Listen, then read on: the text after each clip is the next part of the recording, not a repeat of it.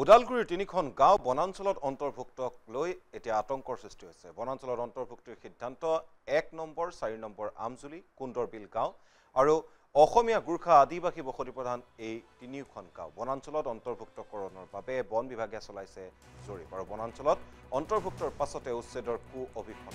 নিজৰ ভূমিতে আতংকিত শতাধিক পৰিয়াল।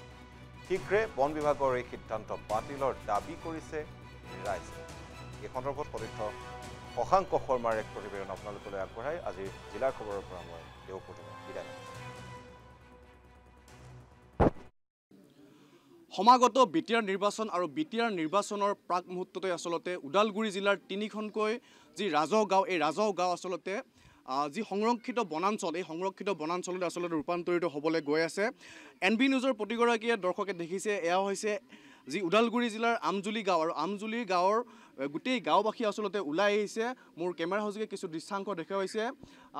মই পোনে পোনে অসম জাতীয়তাবাদী যুৱ ছাত্ৰ পৰিষদৰ সভাপতিগৰাকী আছে, মই তেওঁৰ সৈতে কিছু কথা পাতিবলৈ চেষ্টা কৰিম। কি ক'ব, আচলতে এটা ডাঙৰ সমস্যা বুলি ক'লে ভুল নহয়। আচলতে এয়া হ'ল ওদালগুৰি জিলাৰ ওদালগুৰি ৰেভিনিউ চাৰ্কলৰ তিনিখন ৰাজহ গাঁও, ১ নম্বৰ আমজুলি, ৪ নম্বৰ আমজুলি আৰু ৩ নম্বৰ কুন্দৰবিল। আৰু এই তিনিখন ৰেভিনিউ ভিলেজত প্ৰায় ১,০০০ পৰিয়াল জনসংখ্যাৰ হিচাপত যদি চাব যোৱা যায় প্ৰায় ৭-৮,০০০ জনসংখ্যা। আৰু এইসকল মানুহে প্ৰায় ৪৭-৪৮ চনৰ পৰা ইয়াত বসবাস কৰি তেখেতসকলে জীৱন নিৰ্বাহ কৰিছে। তেখেতসকলে অবিভক্ত দৰং জিলাৰ পৰা ইয়ালৈকে আহিছে আৰু এতিয়া হঠাতে তেখেতসকলে গম পাইছে যে চাৰ্কল অফিচৰ পৰা গম পাইছে, ফৰেষ্ট অফিচৰ পৰা গম পাইছে যে এয়া ভৈৰৱকুণ্ডৰ প্ৰস্তাৱিত বনাঞ্চলৰ ভিতৰত অন্তৰ্ভুক্ত হ'ব। আৰু অন্তৰ্ভুক্ত হ'ব মানে ইতিমধ্যে ছাৰ্ভে আৰম্ভ হৈছে, ছাৰ্ভে টীম ইতিমধ্যে ঘূৰি থকা বুলি আমাক DFO গৰাকীয়েও জনাইছে। তেতিয়া তেওঁলোক শংকিত হৈ উঠিছে, শংকিত হৈ আচলতে তেখেতসকলে ওলাই আহিছে। ওলাই আহি আমিও তেখেতসকলৰ লগত যোগাযোগ কৰি গম পালোঁ যে তেখেতসকলে আচলতে ৪৭-৪৮ চনৰ পৰা ইয়াত বসতি কৰি আছে। ইয়াত বিহাৰী সম্প্ৰদায়ৰ মানুহ আছে, নেপালী সম্প্ৰদায়ৰ মানুহ আছে, আদিবাসী সম্প্ৰদায়ৰ মানুহ আছে, জনজাতীয় লোক আছে। এই গোটেইবিলাক লোক থকা এই অঞ্চলবিলাকত চৰকাৰে ইমান বছৰে আচলতে স্বাধীনতাৰ পৰা আজি ৭০ বছৰ ৭৭ বছৰৰ ভিতৰতো কিন্তু ইয়াত ৰাস্তাৰ যোগাযোগ কৰি দিছে, ইয়াত LP স্কুল স্থাপন হৈছে, ইয়াত IOA ঘৰ নিৰ্মাণ কৰি দিছে, বিভিন্ন সা সুবিধা দিছে। তাৰপিছত হঠাতে বনাঞ্চলৰ ভিতৰত কাৰ ষড়যন্ত্ৰত সোমাইছে আমাৰ কিন্তু প্ৰশ্ন হৈছে। গতিকে আমি BTC প্ৰশাসন, BTC চৰকাৰ আৰু অসম চৰকাৰক পোনপটীয়াকৈ ক'ব বিচাৰোঁ যে এইসকল মানুহৰ কিন্তু কোনো ক্ষতি হ'ব নোৱাৰিব। যদি এইসকল মানুহ ইয়াৰ পৰা উচ্ছেদিত হ'বলগীয়া হয় বা বঞ্চিত হ'বলগীয়া হয়, যুৱ ছাত্ৰ পৰিষদ কিন্তু বহি নাথাকে। আমি আৰু এটা কথা ক'বলৈ বিচাৰিছোঁ, ৰাজনৈতিকভাৱে যিবিলাক দলে আজি ভূমিৰ পট্টাৰ বিষয়ে কথাবিলাক কৈ আছে, ভূমি পট্টা দিম বুলি কৈ আছে, তেখেতসকলক পোনপটীয়াকৈ প্ৰশ্ন কৰিব বিচাৰিছোঁ। আপোনালোকে হাগ্ৰামা মহিলাৰে ১৭ বছৰ শাসন কৰিলে, প্ৰমোদ বড়ো, হিমন্ত বিশ্ব শৰ্মাৰ নেতৃত্বত অসম চৰকাৰ আৰু UPPL আৰু BJP চৰকাৰে ইয়াতে মিত্ৰজোঁটৰ চৰকাৰ চলালে। তাৰপিছতো আজি ২০০৩ চনৰ পৰা ইমান বছৰ হোৱাৰ পিছতো কিন্তু ইয়াৰ এইসকল মানুহে মাটিৰ কিন্তু পট্টা নাপালে। গতিকে আমাৰ প্ৰশ্ন থাকিব, কেতিয়া মাটিৰ পট্টা দিব? এতিয়া তেখেতসকল যদি বনাঞ্চলৰ ভিতৰত সোমাই তেখেতসকলৰ কি হ'ব? এই মানুহবিলাক যাব ক'লৈ? আমাৰ প্ৰশ্ন আছে। গতিকে এইসকল মানুহৰ কাৰণে যুৱ ছাত্ৰ পৰিষদে আমি যিকোনো পৰ্যায়লৈকে আমি আন্দোলন কৰিবলৈ সাজু আছোঁ। গতিকে আমি দাবী জনাইছোঁ, প্ৰথম দাবী জনাইছোঁ যে মুখ্যমন্ত্ৰীয়ে এই বিষয়টো হস্তক্ষেপ কৰিব লাগে। হস্তক্ষেপ কৰি এই বনাঞ্চলৰ পৰা এইসকল মানুহক বাহিৰত ৰাখিব লাগে আৰু তেখেতসকলৰ যি সুবিধা মৌলিক অধিকাৰ ভোগ কৰি আছে, তেখেতসকলৰ প্ৰাপ্য অধিকাৰৰ পৰা তেখেতসকলক বঞ্চিত কৰিব নালাগে। আৰু যুৱ ছাত্ৰ পৰিষদে তেখেতসকলৰ লগত সদায় একেলগে গোৰ্খা ছাত্ৰ সন্থা, আদিবাসী ছাত্ৰ সন্থা আৰু ইতিমধ্যে বিহাৰী সম্প্ৰদায়ৰ তেখেতসকলৰ নেতৃত্ব আমাৰ মাজত আহিছে। গতিকে সকলোকে লৈ আমি কিন্তু আগবাঢ়ি যোৱাৰ কাৰণে, কিন্তু গণতান্ত্ৰিকভাৱে আগবাঢ়ি যোৱাৰ কাৰণে আমি কিন্তু সাজু হৈ আছোঁ। নিশ্চিতভাৱে ক'ব লাগিব যে যি ওদালগুৰি জিলাৰ ১ নম্বৰ আমজুলি আৰু যি ৪ নম্বৰ আমজুলি আৰু ৩ নম্বৰ যি কুন্দৰবিল আৰু এই তিনিখন গাঁৱৰ আচলতে গাঁওবাসী আচলতে শংকিত হৈ থকা পৰিলক্ষিত হৈছে। মোৰ লগত আৰু এগৰাকী ইয়াৰ স্থানীয় যুৱক আছে, মই তেওঁৰ পৰা পোনে পোনে কিছু কথা পাতিবলৈ চেষ্টা কৰিম। কি ক'ব, আচলতে খুবেই দুখ লগা বিষয় বুলি ক'লে ভুল নহয়। ধন্যবাদ জ্ঞাপন কৰিছোঁ আপোনালোকৰ মিডিয়ামৰ দ্বাৰা আমি যি প্ৰচাৰ কৰিবলৈ পাইছোঁ।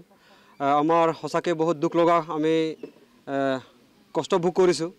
যিহেতু আমি দীৰ্ঘদিনৰ পৰা ইয়াতে বসবাস কৰি অহা স্বত্তেও, চৰকাৰে জনা স্বত্তেও আমি আদিবাসী ছাত্ৰ সন্থা দীৰ্ঘদিনৰ পৰা আমি STকৰণ, জনজাতিকৰণৰ কাৰণে আমি বহুত দিনৰ পৰা আমি দাবী কৰি আহিছোঁ। জনজাতিকৰণ দাবী কৰা তেওঁলোকে আজি দিম কালি দিম কৰি আমাক মানে ঠগ প্ৰবঞ্চনা কৰি আমাক আজিলৈকে মানে ঠগাই ৰাখিছে। আৰু যিহেতু ২০১৫ চনত আমাৰ শান্তি চুক্তি হৈছিলে, শান্তি চুক্তিত মানে আমাৰ এই ৬ মাহৰ ভিতৰত আমাক জনজাতিকৰণ কৰি দিম বুলি কৈছিলে, কিন্তু আজিলৈকে তেওঁলোকে নকৰিলে। আমি দেখিবলৈ পাইছোঁ যে আজিৰ তাৰিখত আমাৰ এই অঞ্চলত যিটো নেকি ফৰেষ্ট লেণ্ড বুলি তেওঁলোকে মানে ঘোষণা কৰিছে আমাৰ ইয়াৰ মানুহ স্থায়ী মানুহক আমাৰ ইয়াৰ পৰা খেদিবৰ কাৰণে তেওঁলোকে চেষ্টা কৰিছে আমি তাৰ কাৰণে আমি যিমান ইয়াতে দল সংগঠন ইয়াতে আছোঁ আমি 1 ইঞ্চিও কাকো মানে মাটি দিবৰ কাৰণে আমি ৰেডি নাই আমি যি পাৰোঁ আমাৰ লাগে 10 দিন তথাপি আমি 1 ইঞ্চি আমি মাটি তাতে নিদিওঁ বুলি আমি সকলোৱে আমি একমত হৈ সংকল্প লৈছোঁ সেয়ে আমাৰ ছাত্ৰ সন্থাৰ তৰফৰ পৰা আমি এইটো সকীয়াই দিছোঁ নিশ্চিতভাৱে ক'ব লাগিব যি BTC চৰকাৰ আছে BTC চৰকাৰখনে আচলতে প্ৰত্যেকখন সভাতে আচলতে যি গাঁওবাসীসকল থাকে তেওঁলোকক ভূমিৰ যি পট্টা এই ভূমিৰ পট্টা আচলতে দিম বুলি তেওঁলোকে প্ৰতিশ্ৰুতি দিয়ে আৰু প্ৰতিশ্ৰুতি আচলতে এতিয়া বিটিআৰ যি চৰকাৰ আছে বিটিআৰ চৰকাৰ আচলতে ব্যৰ্থ হোৱা বুলি ক'ব লাগিব মোৰ লগত আৰু এগৰাকী জ্যেষ্ঠ আছে মই জ্যেষ্ঠগৰাকীৰ পৰাও কিছু কথা পাতিবলৈ চেষ্টা কৰিম কি ক'ব যিহেতুকে আপোনালোকৰ যি ভূমিৰ যি পাব লাগে সেই ভূমি আচলতে আপোনালোকে এতিয়া যি সংৰক্ষিত বনাঞ্চল সেই বনাঞ্চলটো আচলতে ৰূপান্তৰিত হ'বলৈ গৈ আছে গতিকে আমি বিচাৰোঁ এতিয়া তাৰমানে এই বনাঞ্চলটো নহয় আমাক সংৰক্ষিত চৰকাৰসকলে দিব লাগে আমি বিচাৰোঁ তাৰমানে আপোনালোকে ইয়াতে কিমান বছৰ আগৰ পৰাই আছে ইয়াতে আমি 1953 চনৰ 47 চনৰ ইমানৰ পৰা আমাৰ মানুহখিনি আছে গতিকে মই নিজেও আছোঁ তাৰমানে মই 53 চনত আহিছোঁ 53 চনৰ পৰা আজিলৈকে আছোঁ মোৰ দেউতা ইয়াতে স্বৰ্গবাসী হৈছে গতিকে এতিয়া আমাৰো প্ৰায় তেনেকুৱাই অৱস্থা হৈছে আহি গতিকে আৰু ইয়াৰ পৰা এতিয়া আজি যদি তেওঁলোকে উচ্ছেদ কৰিব বিচাৰে আমি যাবলৈ জাগা নাই আৰু ক'লৈকে যাব নোৱাৰোঁ দৰকাৰ হ'লে আমাৰ উপভোক্তাসকলেও কোৱাৰ দৰকাৰে আমি টেষ্ট ইয়াতে আমি দিবৰ বাধ্য হ'ম তথাপিতো আমি এৰি দিব নোৱাৰিম হয় নিশ্চিতভাৱে কি ক'ব আচলতে চৰকাৰখনক কি ক'ব বিচাৰিছে হয় চাওক আজি প্ৰায়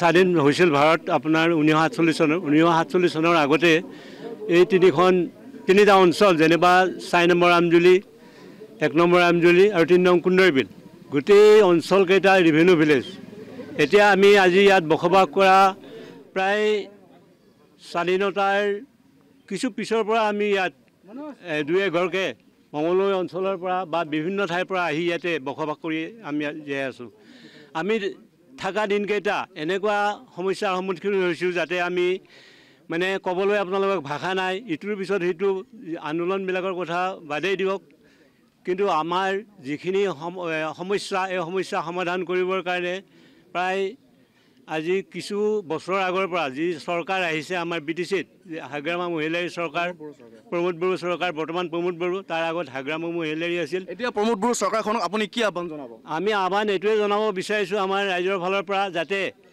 যেটো সমস্যা এতিয়া বৰ্তমান তেওঁলোকে আনিবলৈ গৈ আছে যে আমাৰ ৰেভিনিউ ভিলেজ গাঁও অঞ্চলকেইটা যে ফৰেষ্ট ৰিজাৰ্ভত সোমাবৰ কাৰণে গৈ আছে সেইটো যাতে তেওঁলোকে ৰোধ কৰি আমাৰ এই অঞ্চলৰ বাসিন্দাবিলাক ধুনীয়াকৈ আগৰ নিচিনাকৈ চলিবৰ কাৰণে সুবিধা দিয়ে তাৰ কাৰণে আমি প্ৰমোদ বড়ো লগতে আমাৰ মাননীয় মুখ্যমন্ত্ৰী অসম চৰকাৰ সকলোকে আপোনালোকৰ চেনেলৰ যোগেদি আমি তেওঁলোকক এই অঞ্চলৰ যাতে ৰাইজৰ শংকিতটো আশা তেওঁলোকে হেৰি নকৰে তাৰ কাৰণে আপোনালোকৰ চেনেলৰ যোগেদি আমি তেওঁলোকক আহ্বান জনাইছোঁ আৰু লগতে আপোনালোকে ইয়াত আহি আমাৰ এই অঞ্চলৰ অভাৱ অভিযোগ বুজ লোৱাৰ কাৰণে আপোনালোককো ধন্যবাদ দিছোঁ হয় নিশ্চিতভাৱে ক'ব লাগিব যে আজি 4 নম্বৰ আমজুলি আৰু 1 নম্বৰ আমজুলি আৰু 3 নম্বৰ কুন্দৰবিল এই তিনিখন গাঁৱৰ গাঁওবাসীয়ে আশা কৰিছে যে যি BTC যি চৰকাৰ আছে BTC চৰকাৰে যাতে তেওঁলোকক যি ভূমিপট্টা এই ভূমিপট্টা প্ৰদান কৰে আৰু আমিও সকলোৱে তাকে আশা কৰিছোঁ